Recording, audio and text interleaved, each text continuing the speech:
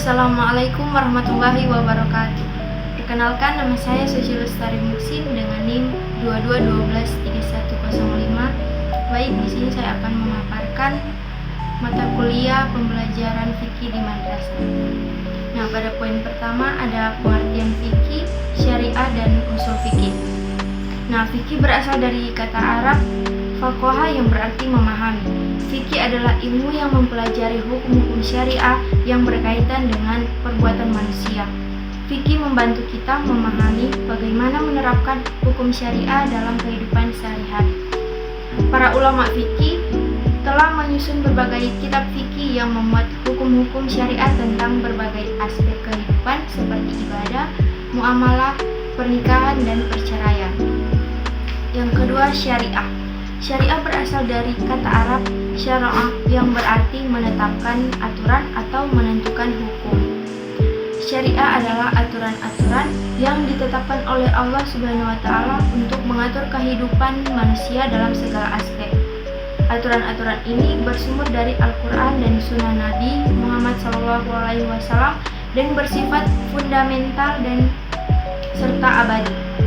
Syariah mencakup berbagai aspek kehidupan seperti akidah, ibadah, muamalah atau hubungan antara manusia dan akhlak. Syariah bertujuan untuk membimbing manusia ke jalan yang benar dan mencapai kebahagiaan di dunia dan akhirat. Nah, usul fikih berasal dari kata Arab usul yang berarti dasar.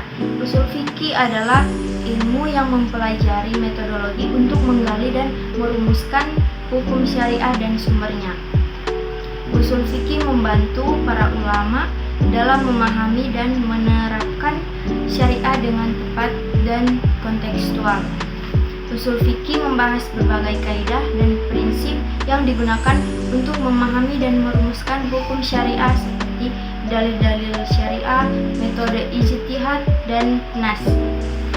Poin kedua, pembagian fikih. Nah, ada fikih ibadah, membahas hukum-hukum syariat yang berkaitan dengan ibadah seperti sholat, puasa, zakat, menunaikan haji, dan lain sebagainya. Fikih muamalah membahas hukum-hukum syariat yang berkaitan dengan hubungan antar manusia dalam aspek sosial, ekonomi, dan politik. Contohnya, hukum jual beli, sewa menyewa, pernikahan, perceraian, warisan, dan hukum pidana Islam. Kemudian ada fikih munakahat. Nah, membahas hukum-hukum syariat yang berkaitan dengan pernikahan dan perceraian. Hukum fikih jinayat membahas hukum-hukum syariat yang berkaitan dengan tindak pidana dan sanksi-sanksinya. Kemudian ada fikih siasah, membahas hukum-hukum syariat yang berkaitan dengan pemerintahan bagi umat Islam. Kemudian ada berdasarkan mazhab, yaitu yang pertama ada fikih Hanafi, fikih Maliki, fikih Syafi'i, dan fikih Hanbali. Poin ketiga, sumber dan dasar hukum Islam. Nah, hukum Islam bersumber dari wahyu Allah Subhanahu wa Ta'ala yang diturunkan kepada Nabi Muhammad SAW, yaitu Al-Quran dan hadis. Nah, selain itu terdapat beberapa dasar hukum Islam, antara lain ijtihad, upaya seorang ulama untuk memahami dan menafsirkan Al-Quran dan Sunnah dengan menggunakan akal dan ilmunya. Ada ijma, kesepakatan para ulama tentang suatu hukum dalam Islam. Kemudian qiyas, metode penarikan hukum dengan cara menyamakan suatu perkara yang tidak ada hukumnya dalam Al-Quran dan Sunnah dengan perkara lain yang sudah ada dan hukumnya. Kemudian ada istihsan, metode penarikan hukum dengan cara mendahulukan kemaslahatan daripada teks Al-Quran dan Sunnah. Poin keempat, tujuan hukum Islam. Nah, tujuan hukum Islam secara umum adalah untuk mewujudkan kemaslahatan umat manusia di dunia dan di akhirat. Para ulama menjelaskan bahwa tujuan hukum Islam dapat dikategorikan menjadi beberapa bagian, yaitu ada yang pertama dahuriyat atau kebutuhan primer, meliputi kebutuhan pokok manusia yang esensial untuk kelangsungan hidup serta memelihara agama, jiwa, keturunan, akal, dan harta. Contohnya kewajiban sholat, puasa, zakat, menjaga diri dari bahaya, dan melindungi harta benda. Kemudian ada hajiyat atau kebutuhan sekunder, meliputi kebutuhan yang menunjang pemenuhan primer seperti mempermudah dan melancarkan pemenuhan kebutuhan primer. Contohnya ruksah atau keringanan dalam ibadah saat berpergian haji bagi yang mampu dan mencari nafkah yang halal.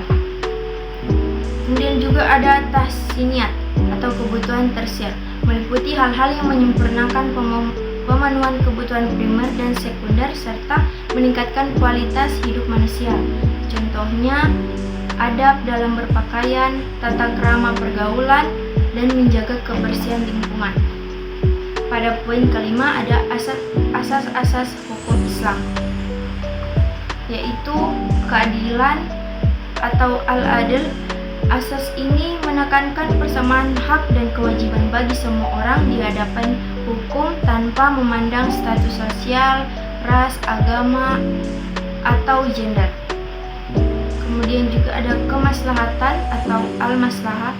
Asas ini bertujuan untuk mewujudkan kebaikan dan manfaat bagi umat manusia. Kemudian juga ada kebebasan al-hurriyah. Asas ini memberikan hak kepada manusia untuk bertindak dan memilih dengan bebas selama tidak bertentangan dengan syariat Islam.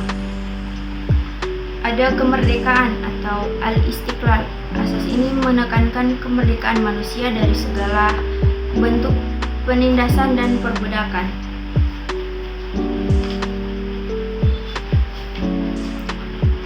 Kemudian pada poin ke-6 ada metode penetapan hukum Islam. Dalam ilmu fikih, metode penetapan hukum Islam dikenal dengan istilah istinbat al-ahkam. Antara lain ada metode verbal dan metode istinbat. Nah, pada metode verbal berfokus pada analisis kebahasaan teks sumber hukum Islam, yaitu Al-Quran dan hadis, yaitu memahami makna teks, menganalisis konteks, menentukan maksud pembicara, dan merumuskan hukum. Kemudian pada metode istinbat menggunakan penalaran untuk menetapkan hukum dari sumber-sumber hukum Islam, antara lain qiyas, ijtihad, istihsan, maslahah mursalah, dan istishab. Demikian pemaparan dari saya, kurang dan lebihnya saya mohon maaf. Wassalamualaikum warahmatullahi wabarakatuh.